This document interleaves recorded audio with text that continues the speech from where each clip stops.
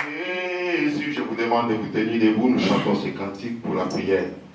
Jésus m'aime, je l'ai sais dans la méditation, car la Bible me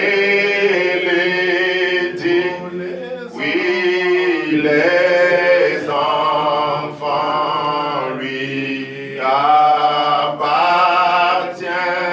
Oh, ils sont faibles. Est-ce que vous le croyez? Vous pouvez lever la main? Oui, oui, Jésus m'aime. Crois-tu que Jésus t'aime ce matin? Oui, Jésus m'aime. Oh, il m'aime, oui, Jésus m'aime. Qui me l'a dit? Oh, la Bible elle est dit. Oui, Seigneur Dieu, notre roi. Cette Bible, oh Dieu Tout-Puissant, c'est toi-même. Oh Père éternel Dieu, elle nous témoigne combien tu nous aimes, Père. Voilà pourquoi, Seigneur Dieu Tout-Puissant, ce matin, peu importe les restrictions, tes enfants, oh Dieu bien-aimé, ne pouvaient pas rester, Seigneur Dieu Tout-Puissant, à la maison. Oh Dieu, ils se sont frayés une fois pour, Seigneur Dieu bien-aimé, Père, venir à ces rassemblements, Père. Oh Dieu, notre roi, comme nous l'avons entendu, ton serviteur te le demander, que toi tu sois présent, afin que cela ne soit pas comme un rassemblement de politiciens, Père. Nous avons, Seigneur Dieu Tout-Puissant, besoin de toi, Père. Et lorsque tu nous vois, Seigneur Dieu, c'est là que tu as promis d'envoyer la bénédiction, Père, depuis l'éternité, Seigneur. Dieu notre roi, nous voulons, oh Dieu bien-aimé, Père, que tu sois avec nous dans cette partie plus importante, Père. Tu connais, Seigneur Dieu Tout-Puissant, nos limites en tant que des hommes, Seigneur. Mais toi, tu es plus qu'illimité, oh Dieu. Voilà pourquoi nous t'invitons à venir en scène, oh Dieu. Afin que toi-même, Seigneur Dieu, tu sois l'acteur principal, Père. Que tu parles, Seigneur, à nos cœurs. Que, Seigneur Dieu, nous puissions t'écouter. Enfin, Seigneur Dieu Tout-Puissant, éternel notre roi, de répartir de ces lieux avec une bénédiction de ta part. Nous nous attendons à toi, ô Dieu, comme nous nous remettons entre tes saintes mains pour ta gloire. Au nom du Seigneur et Sauveur Jésus-Christ. Amen. Pendant que vous êtes encore debout, je vais vous prier de prendre votre Bible.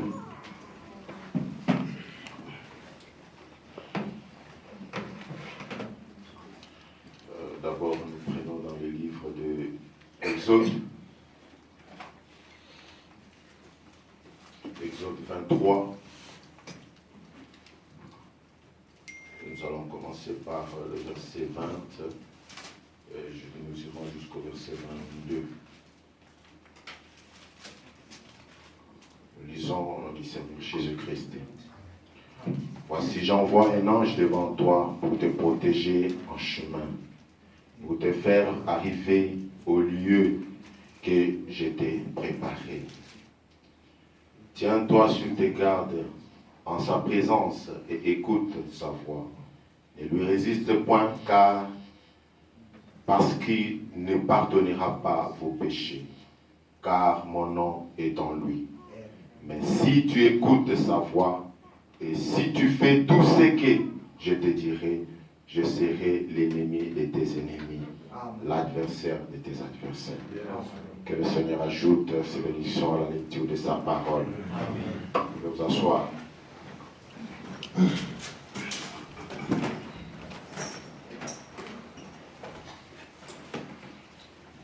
Nous sommes très heureux ce matin de nous retrouver dans la maison du Seigneur, car nous avons la révélation que la maison du Seigneur, ce n'est pas les quatre murs. La maison du Seigneur, c'est un homme marchant avec deux pieds. Amen. Frère Branham dit, lorsque nous venons à l'église, nous amenons Dieu dans la maison de Dieu. Amen.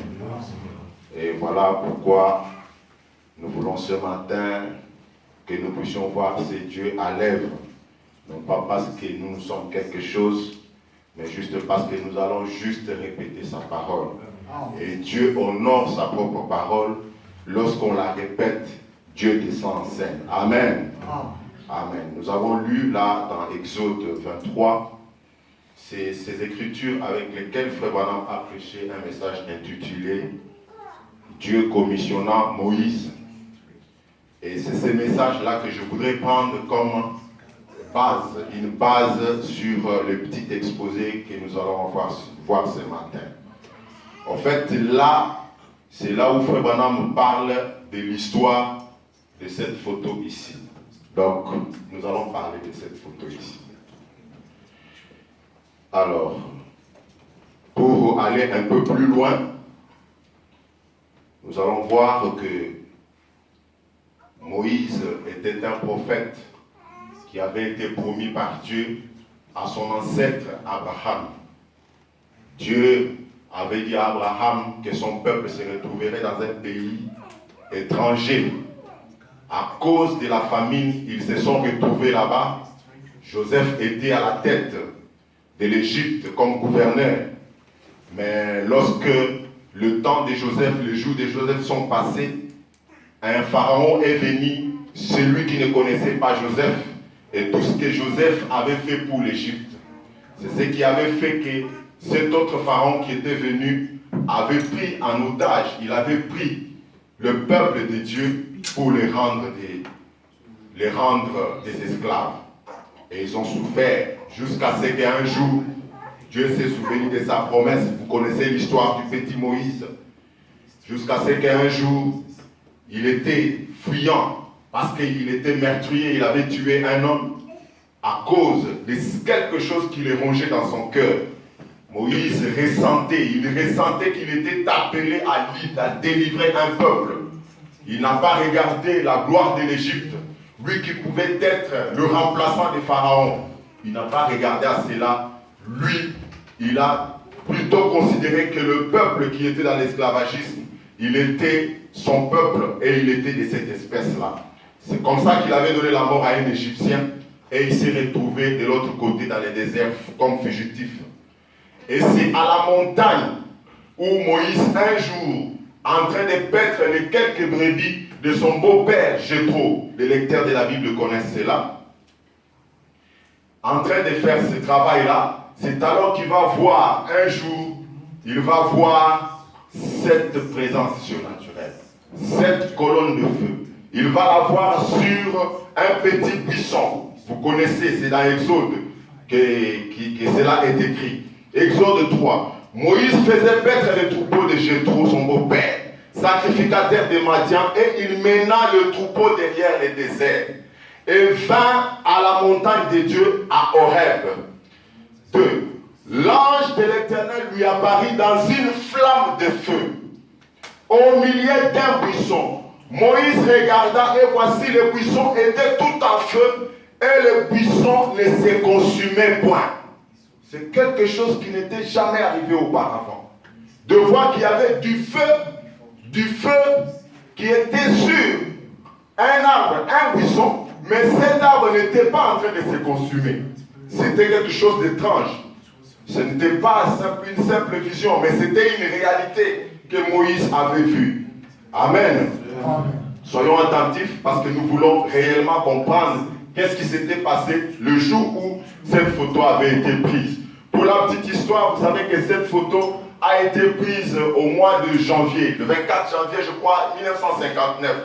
si j'ai bonne mémoire, mais ce qui est important, nous voulons connaître qu'est-ce qui s'est réellement passé. C'est quoi cette colonne de feu? La photo là, elle appartient à qui? C'est à qui la photo? Amen. Amen.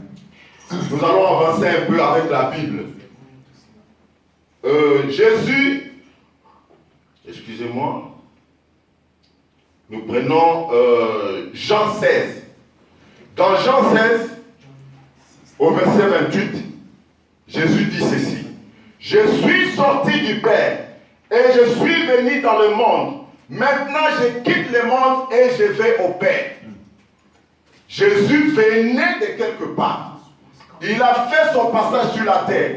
En tant qu'un homme, il était un tabernacle dans lequel a habité Dieu. Il était le Fils de Dieu. Mais Jésus n'était pas venu par l'union d'un homme et une femme. Vous le savez que Jésus était venu par une naissance virginale. Amen. Amen. Je crois que nous sommes un groupe de croyants ici, qui croyons que Jésus-Christ était plus qu'homme. Amen. C'était Dieu dans la chair humaine. Amen. Jésus était la lumière. Amen. Il était le Logos. Le Logos, c'est cette colonne de feu-là. Amen. Cette colonne de feu qui est le Père même de Jésus. Amen. Dans les actes des apôtres, lorsque cette colonne de feu a rencontré un homme, je crois que vous connaissez son nom, c'était l'apôtre Paul. Mais en ce temps-là, il ne s'appelait pas encore Paul, il s'appelait Saul. C'est là que cette lumière lui parle. Il dit, pourquoi me persécutes-tu, Paul? Pourquoi me persécutes-tu, Saul? Saul dit, qui es-tu, Seigneur? Parce que Saul était enseigné. Il savait que la présence de cette lumière, c'était Dieu lui-même. C'était le Jéhovah de l'Ancien Testament. Il fallait que Dieu lui parle pour lui dire que celui que tu persécutes, c'est moi, Jésus-Christ. C'est là que Paul comprend que, ah bon? Donc, ceux que moi je fais souffrir, ce sont les véritables enfants de Dieu. Amen. Amen. Amen. Amen. Amen. Amen. Écoutez ce que Frère Branham dit un peu ici dans la divinité expliquée. Il parle, nous avons lu quelques écritures dans la Bible, vous avez suivi ce que la Bible a dit. Et Frère Branham dit ceci. Mais la seule manière que je puisse avoir foi en Dieu, pour que nous puissions avoir la foi en Dieu, c'est de savoir que cette Bible est juste, amen, de croire qu'elle est juste, amen, et de maintenir à elle. Amen. Frère Branham s'en tenait à la Bible. Frère Branham s'est reposé sur la Bible. Frère Branham, quand vous venez avec quelque chose qui est en dehors de la Bible, il vous met de côté. Il vous oublie tout simplement. Frère Branham, croyez à la Bible. Amen. Il dit, c'est la seule manière pour moi de croire en Dieu. C'est de faire confiance à la Bible. Amen. Pouvez-vous faire confiance à la Bible ce matin? Amen. Frère Branham continue et dit, juste de croire qu'elle est juste et de m'en tenir à elle, même si je ne la comprends pas. Amen. Amen. Je la mets quand même en action. Amen. Amen. Si tu crois à la Bible, même si tu n'arrives pas à comprendre ce qu'elle dit, mais elle peut devenir une réalité devant toi. Amen. Amen. Gloire à Dieu. Amen. Amen. Et vous savez, nous allons petit à petit. Vous savez, nous vivons dans un temps où les gens ont des imaginations. Ils sont en train de faire des Photoshop pour se créer des colonnes de feu à eux. Amen. Amen. Je n'ai rien contre ceux qui font ça, mais nous sommes ici pour la Bible. Amen. Amen. Nous nous en tenons à la Bible. Amen. Amen. Nous regardons ta colonne de feu avec la Bible. Amen. Si elle n'est pas scripturelle, nous la mettons de côté. Amen. Amen. Amen. Et du temps de Frère Branham, un monsieur avait essayé de faire une peinture. C'est qu'aujourd'hui les gens font des Photoshop. Ils font des Photoshop et ils font des histoires. Et un monsieur, au temps de Frère Branham, avait fait une peinture avec Jésus, avec tendant les mains comme ça, avec un avion. Et comme pour faire voir que Jésus était en train de protéger les avions, des choses comme ça. Mais, Frère Branham dit ceci. Il dit ça dans Le Fou de Gadara, prêché le 21 février 55. Amen. Paragraphe 10 et 10. Il dit, il y a quelque temps, vous l'avez tous vu, on avait la photo qu'on disait avoir été prise par quelqu'un de Jésus avec les bras tendus, 2 avions atterrissant. Vous avez vu cela dans les journaux. Mais cet homme a avoué, l'homme est venu dire la vérité après. Il a avoué que c'était une peinture. Ce n'était pas une vraie photo. C'était juste quelque chose quelqu'un qui avait créé une chose. Je crois que dans les réseaux sociaux, vous voyez, quelqu'un fait des nuages, il met une carte du Congo et dit, vraiment Dieu aime le Congo. C'est faux ça. C'est des histoires de Photoshop. Et Bandana Mokala. Ça a commencé depuis très longtemps. Et c'est rentré dans le monde religieux. Et le monsieur là, il a avoué avoir fait cette photo. Ce n'est pas vrai. Cette photo-là n'est pas vraie. Voyez? Et il a avoué ça. C'est dans les Reader's Digest. Excusez-moi pour l'anglais, moi je ne connais pas l'anglais. On disait que ce n'était pas vrai. Mais celle-ci, ce n'est pas. Maintenant, Frère Branham me fait voir. Il dit, ce que les gens avaient fait là, ces messieurs-là avaient fait, ce n'était pas vrai. Mais pour ce qui est de ça ici, Frère Branham me dit, mais celle-ci, celle-ci, ce n'est pas parce que c'est cher chrétien. Il dit, il ne termine pas, ce n'est pas moi. Amen. Il dit, ce n'est pas moi.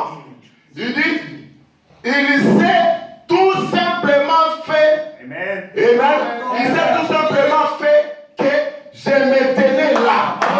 C'est tout ainsi. Amen. Mais celle-ci est une photo d'un être surnaturel. Amen. Et à mon avis, si vous remarquez bien, c'est la colonne de feu. Référez-vous à mes livres. Car même des années avant que cela ait été confirmé, regardez là, cela apparaissait de temps en temps. Amen. Amen. La colonne de feu n'était pas apparue seulement ce jour-là au mois de janvier. Frère Branham dit qu'elle apparaissait de temps en temps dans les rayons de Frère Branham. Frère Branham dit c'est celle qui est apparue le jour où il est né. Lorsque Frère Branham n'avait que 5 minutes de naissance, la colonne de feu est entrée dans la maison. Amen. Amen.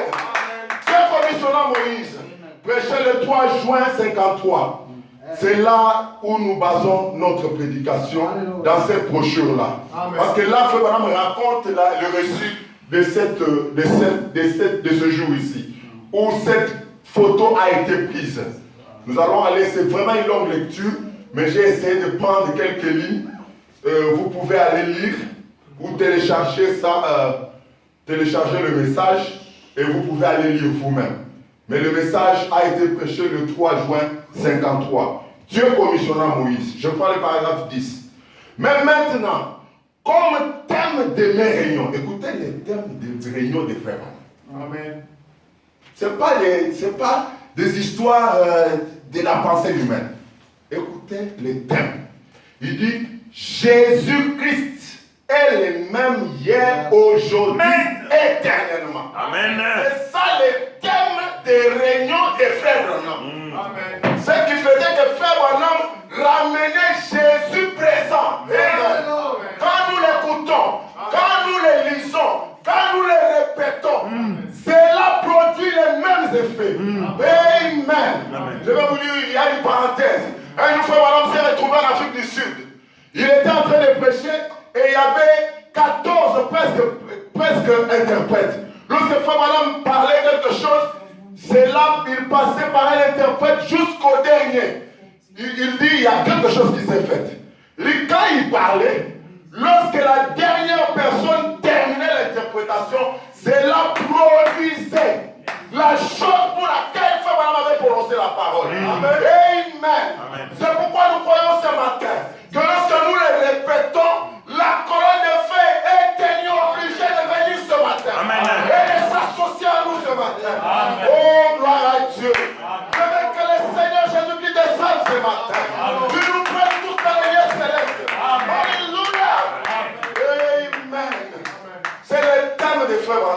Il dit Jésus-Christ est le même hier, aujourd'hui, éternellement. Quand Moïse a commencé le buisson, le feu, Adam qui était dans le buisson, Dieu lui a parlé et a dit, voici, j'envoie un ange devant toi. C'est le chrétien que nous avons lu. Pour te protéger en chemin. Ce même ange est encore avec nous ce matin. Est-ce que vous le croyez? Écoutez mes frères, les choses de Dieu, ça dépend de comment tu le crois. Si tu ne crois pas, ça te regarde.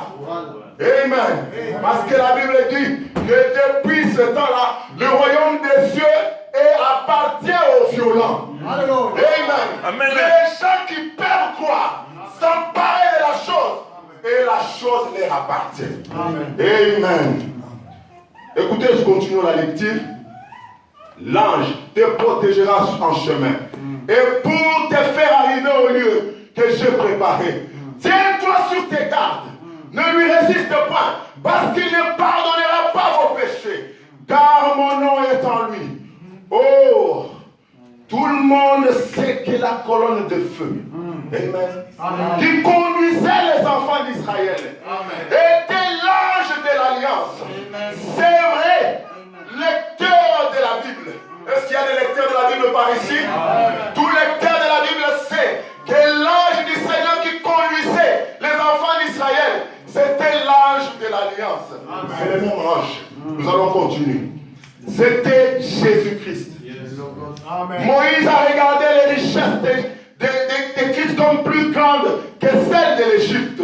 Amen. L'ombre de Christ, plutôt l'opprobre de Christ, comme une richesse plus grande que les trésors de l'Égypte. Amen. Amen. Amen. C'était Jésus-Christ. Il était dans une colonne de feu. C'était le même ange qui était dans le buisson ardent. Là où nous avons lu. Cette même colonne de feu, il a été l'ange conducteur au cours des années. Il est le même hier, aujourd'hui, éternellement. Amen. Amen. Au paragraphe 11, je lis en sautant jusqu'à ce qu'on comprenne qu'est-ce qui s'est passé ce jour-là. Eh bien, pratiquement tout le monde ici entend l'histoire de ma vie. Il dit, vous connaissez l'histoire de ma vie. Je dis ceci avec humilité, avec amour envers vous tous, cherchant à trouver grâce aux yeux de Dieu. Amen. Le jour où je quitterai la vie, et quand mon travail sera terminé ici, j'aimerais aller au ciel, tout comme n'importe qui dans cette salle. Vous voulez aussi aller au ciel? Je vais en faire aller au ciel avec vous aussi.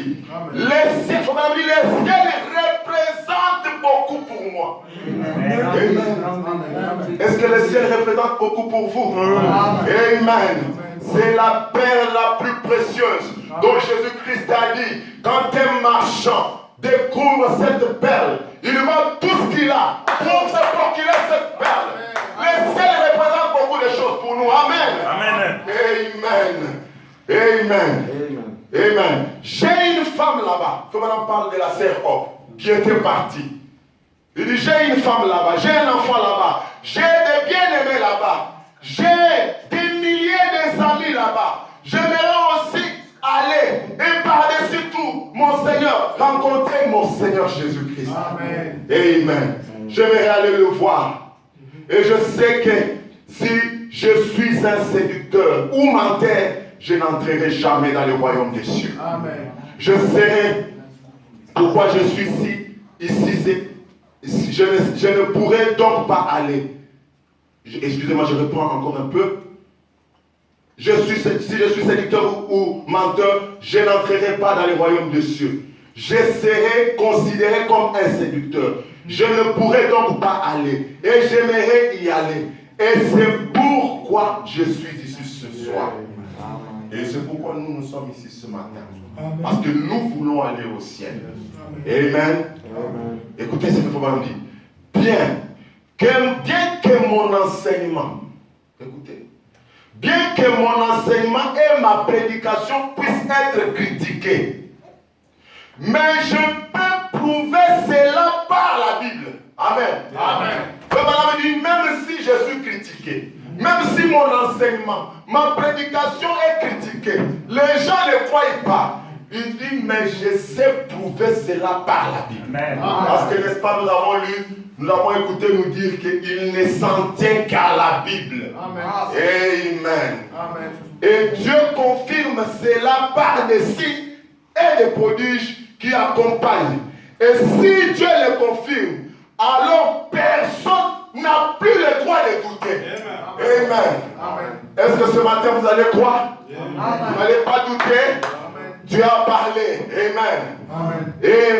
Et quand Frère me dit ça, il y avait un pasteur, ça s'est passé à Houston, au Texas, cette histoire-là. L'histoire de la colonne de feu. Ça s'est passé à Houston, au Texas, aux États-Unis. Il y avait un pasteur de cette ville-là qui était pasteur du Baptiste Temple, qui avait écrit dans un article de journal, il disait que Frère Branham était un imposteur religieux. N'est-ce pas? Et le frère Bozoff, qu'est-ce qui s'était passé d'abord? Frère Branham était venu à Houston, il avait tenu des réunions pendant presque une semaine ou 2 semaines, je ne me rappelle plus trop bien. Et le gars là, quand il a vu que les réunions de Frère Branham avaient du succès et que les gens guérissaient, il y avait des miracles et des prodiges, comme Frère Branham dit là, qui accompagnaient ces réunions. Le gars, il a commencé à critiquer Frère Branham. Il a fait un article. Comme il a dit là, il dit que Frère Branham était un imposteur religieux. Et le frère Bozoff, F.F. Bozoff, vous le connaissez, Frère Branham l'appelait son père. Spirituellement, bien sûr. Il était plus âgé. Il a dit, Frère Branham, je ne peux pas laisser ces messieurs se jouer de la parole comme ça. Je vais aller un peu les redresser. Frère Branham ne voulait pas. Frère Branham dit, tu vois, Frère Bozoff, l'évangile est venu non pas pour qu'on en discute, mais l'évangile, elle est venue juste pour qu'on puisse la croire. Amen. Amen. Et tellement les gars étaient en train de raconter, il continuait à publier des choses au sujet de Frère Branham, jusqu'à un jour, il a même dit, le jour suivant, il a dit, Frère Branham a fui. Il ne veut pas venir prouver par la parole que la guérison divine était la parole de Dieu. Et il a dit, Frère Branham a fui. Et ça n'était trop pour Frère Bozoff. Frère Bozoff est allé voir Frère Branham. Il dit, laisse-moi partir. Si toi tu ne veux pas partir, laisse-moi partir. Frère Branham lui dit, écoute Frère Bozoff, promets-moi que vous n'irez pas vous disputer là-bas. Frère Bozoff dit, Frère Branham, je te le promets.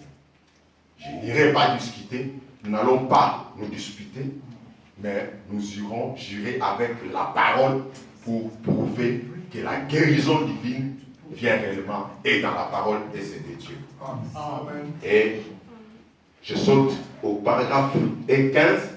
Ce soir-là, Monsieur Bosworth est monté. Il est monté à la chaîne. Et là, ce n'était plus dans les réunions que Frère Branham avait fait avant. On avait maintenant pris un stade où il y avait beaucoup de gens qui étaient venus. Parce que à Houston, là, quand Frère Branham a tenu les réunions, beaucoup de personnes étaient guéries. Et l'écho est parti. Il y a des gens qui ont même quitté les hôpitaux pour venir aux réunions. Ils sont venus là au stade. Bien sûr, ils pensaient que Frère Branham allait être là. Mais Frère Branham ne voulait pas aller là-bas. Du moins, Frère Bozoff est allé. Et Frère Branham dit, il est monté à la chaîne. Il a dit, j'ai promis qu'il n'y aurait pas de dispute. Et il avait dit, des milliers de gens entassés là-bas. Il y avait des milliers de gens entassés là-bas. Vous voyez la photo dans votre livre. Parce que quand dans ces réunions-là, on avait pris des photos. Ça se trouve dans des livres, bien sûr, de Frère Branham. Vous pouvez voir, même dans Life, dans La Voix de Dieu, vous pouvez voir quelques photos du message. Vous pouvez aussi tomber sur la photo de ces jours-là, de ces stadiums-là. Dans les livres, il dit, je ne crois pas dans les disputes. Ça c'est Frère Bozoff. Il gardait la ligne que lui avait donnée Frère Branham. Il ne croyait pas dans les disputes. Mais, il dit, Mais j'ai 600 passages des Écritures ici, des notes, qui prouvent que l'attitude présente de Christ, c'est-à-dire que ce que Jésus était en train de faire, ça se base sur les thèmes principaux de Frère Branham. Nous avons dit que le thème principal de Frère Branham, c'est quoi? Jésus-Christ, le même hier, aujourd'hui, éternellement. Et Frère Branham disait que ceci, ici, des notes qui prouvent que l'attitude présente de Christ envers les gens aujourd'hui est la même qu'autrefois. Amen. Amen. Amen. Et si les docteurs Best, ça c'est les pasteurs là, Frère Branham et Frère Joseph et plutôt Frère Bosov, il a gardé toujours le respect. Il a appelé avec son titre d'honneur. Il dit si le docteur Best peut prendre l'une de ses écritures dans les 600 que lui il avait, s'il peut prendre l'une de ses écritures et en démontrer la fausseté avec la Bible, parce que les talons de mesure c'est quoi? C'est la Bible. Amen. Nous n'aurons pas de débat. Écoutez comment il va continuer à dire. Je m'assierai simplement et dirai que j'ai tort. Frère Branham dit, c'est une assez forte déclaration. Il a dit, Docteur Best, allez-y. Et il a dit, Docteur Best répond à Frère Bosov. Il dit, je m'en occuperai une fois monté là-bas, parce qu'il attendait aussi son tour. Alors M. Bosov a dit, eh bien, Docteur Best, je vais vous poser une question. Écoutez la question. Et si même vous me répondez par oui ou non, la question sera réglée. Et nous n'attendrons pas que Frère Branham vienne prier pour le malade. Et il a dit, allez-vous, parce que à cette occasion-là, quand les malades sont venus, c'était un débat presque. Maintenant, le frère fait voir que avec les écritures qu'il avait, cela prouvait réellement que la guérison divine était vraie, selon la Bible. Et pour clouer les becs au docteur Best, il fallait que Frère Branham arrive et qu'il y ait des guérisons effectivement. Parce qu'il ne fallait pas les explications. Il fallait passer directement à l'acte. Où Frère Branham dit que nous pouvons faire agir la Bible aujourd'hui. Même si nous ne la comprenons pas. Écoutez comment il continue à parler. Et il a dit, allez-vous répondre? Il pose à M. Best. Et il a dit, écoutons ce que vous allez dire. Il a dit, les noms rédempteurs de Jéhovah s'appliquait-il à Jésus? Oui ou non? Amen. Frère Branham dit, c'était réglé. Le gars a commencé à se gratter la tête. Il n'avait pas de réponse.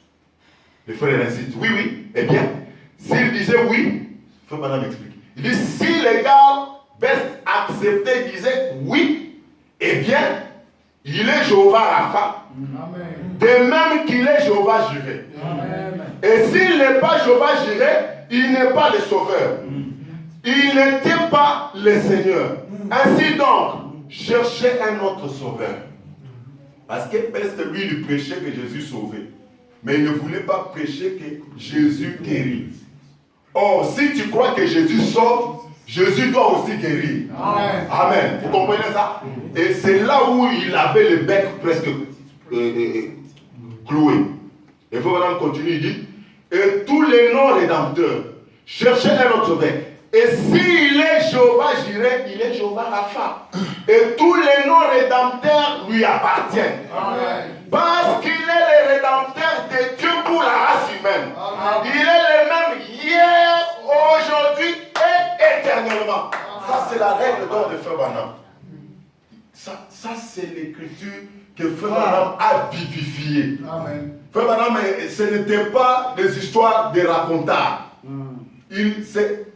C'est cash. Il te donne la chose.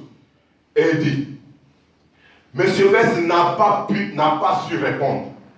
Et Frère Bosov a même donné son temps. Parce que Frère Bosov n'a pas pris les Écritures pour démontrer. Quand il lui a posé cette question, il savait que les gars étaient déjà enchaînés. Et il lui a laissé son temps. Il dit, bon, il peut prendre la chair. Et le gars, il monte à la chair. Alors, 17. Alors, peu après, il disait sans cesse. Alors, les modérateurs lui ont demandé de descendre. Il est monté à la chair, il a raconté des histoires. Au point, parce que c'était un baptiste. Oh, frère Branham, vous savez que frère Branham était un baptiste né de nouveau. Il connaissait la doctrine des baptistes. Et M. Best était un baptiste pasteur aussi. À cause de la circonstance, il a prêché une prédication tout autre que la doctrine des baptistes. Juste pour chercher à se justifier. Il faut dire alors, peu après, il disait sans cesse. Alors les modérateurs qui étaient là, qui modéraient la réunion, lui ont demandé de quitter la chaire. Il avait répondu à aucune question, ni rien. Alors il appelle. Alors, il s'est vraiment fâché. Le gars s'est fâché au point qu'il s'est retourné et il a giflé un autre prédicateur. Séance tenante. Les gars, prédicateur, Mata. Ah, mais ce prédicateur était né de nouveau, franchement. Il était né de nouveau. Parce que si ce n'était pas quelqu'un qui était né de nouveau, ça allait te barder. Hein? Alors, il dit au visage. Et alors, il avait loué, M. Best avait loué, écoutez ce qu'il avait loué, les services des studios Douglas de Houston, pour venir lui prendre des photos brillantes de 6, 8 sur 10. Eh bien, voici la remarque. Écoutez la remarque. Il a dit, je vais écorcher ces vieils hommes. Best était très sûr de lui. Il dit, Bozoff, Alema. Parce que Bozoff avait presque 80 ans. Madame dit, quand il l'a vu réclamer d'aller défendre la parole, Madame dit, j'ai vu l'esprit de Caleb sur lui. Il dit, Caleb, lorsqu'il est entré dans la terre promise, il a dit à Josué, Moïse avait promis que lorsque nous entrerons ici, je prendrai cette montagne pour moi. Amen. Et il s'est levé, il a dit, j'ai encore la force. Comme quand j'étais un jeune homme, je peux encore combattre avec l'épée pour que je récupère cette montagne-là. C'est ça ce qu'était le frère Bozoff. Il me dit, quand je l'ai vu faire ça, je me suis dit, ça c'est un Caleb moderne. Amen. Vous vous souvenez de notre message là, s'identifier à la Bible, n'est-ce pas? Ah, vous allez vous identifier aussi. Et dit, le gars là avait pris, ça la remarque, Madame dit la remarque de Best, je vais écorcher ces vieils hommes, lui arracher la peau et l'accrocher sa peau à la porte de mon bureau. Il frottait du sel en mémoire de la guérison divine. Cela a l'air chrétien, n'est-ce pas? C'est pas. Ainsi donc, c'est ce qu'il a dit des frères Bozoff. Mais écoutez, frère Madame dit, mais l'écorchement s'est fait autrement. L'écorchement s'est fait autrement. Je saute 20. Ainsi donc, il a constitué à se faire vraiment grossier. Il était très hautain, très orgueilleux, grossier. Et quelques temps après, on allait congédier l'assistance.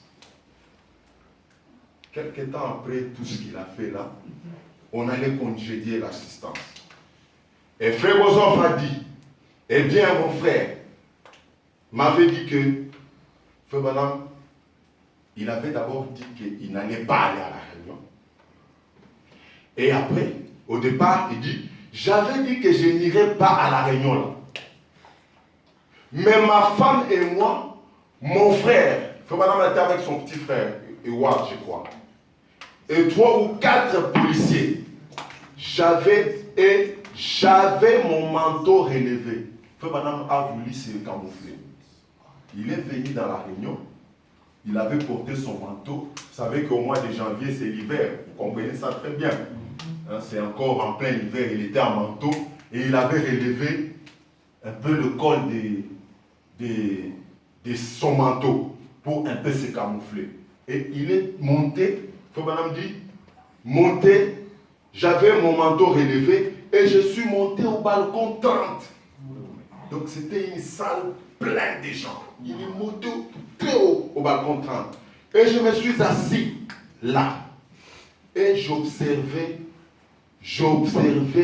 ces photographes.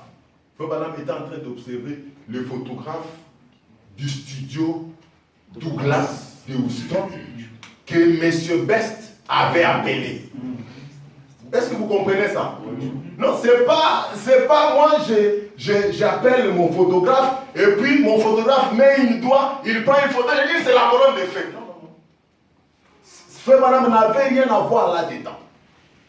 C'était le photographe loué, payé par M. Best. Et Frère Branham était au 30e balcon. Il observait la scène de loin. Et il a vu, et il dit, d'abord il a placé son doigt sous le nez de frère Bosov. Il dit à frère Bosov, il place son doigt comme ça sous son nez pour humilier le frère Bosov. Et il disait alors, prends les photos, prenez des photos. Prenez des photos pour aller faire des publications comme il en avait l'habitude. Sous le nez de frère Bosov. Et il a demandé au photographe de lui prendre une photo comme celle-là. Et puis de cette façon, il a mis les points comme ça. Des points pointant le doigt. Et il s'est fait prendre 6 poses. 5 plus mort. 6 poses. 1, 2, 3, 4, 5, 6. Retenez bien les chiffres 6. Il a pris 6 poses. Des photos brillantes. Et il en a pris 6. Et puis, il avait, beaucoup de journalistes étaient assis là. Il ne permettait pas, donc pas qu'on prenne des photos comme vous, on envoyait ici dans les réunions. Vous savez la raison pourquoi? Parce qu'on vend ces photos. Ainsi donc, M. Bosov a dit. Donc, on ne voulait pas prendre les photos parce que lui, il avait loué un service qui devait faire les reportages. Et ce service-là, c'est celui qui devait prendre les photos et les vendre. Alors, c'était sous un droit d'auteur. Et M. Bosov a dit, eh bien, je sais que frère Branham, Bosov, il avait déjà vu frère Branham quelque part. Il avait vu là où frère Branham s'était caché. Il dit, je sais que frère Branham est dans la réunion. S'il veut bien venir congédier l'auditoire, c'est en ordre. 21. Et il a dit, mes frères, dit, je n'ai jamais entendu, il voulait dire, frère Branham voulait dire le frère Bosov. Il dit, je n'ai jamais entendu frère Branham faire une déclaration. Et a dit, pareil, et il a dit, ces livres sont traduits dans beaucoup de différentes langues du monde. Et jamais je l'ai entendu, monsieur dire qu'il était un guérisseur. Frère Branham ne s'était jamais appelé qu'il était un guérisseur. Il a dit, mais il veut venir, il peut venir congédier l'auditoire. Il sera le bienvenu. Là, on invite Frère Branham à venir à la chair pour pouvoir prononcer la prière afin de congédier les gens. Il a dit, je sais qu'il est quelque part dans la salle, mais personne n'avait vu là où j'étais. Vous savez, là, tout en haut. Et alors, il a dit, écoutez ce que le frère dit. Il dit, mais s'il ne veut pas le faire, il n'est pas obligé. C'était l'approche. Il avait beaucoup de respect pour frère Branham. Peu importe son âge, il avait du respect pour frère Branham. Il ne l'obligeait pas. Il dit, frère Branham peut venir congédier.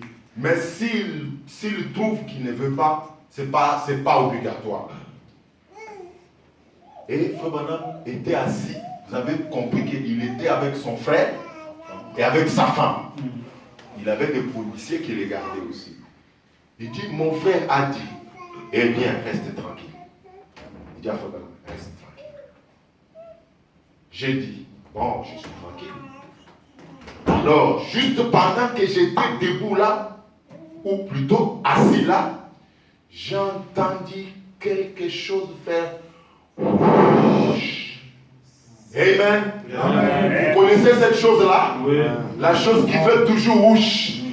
Amen. Amen. Il dit, et alors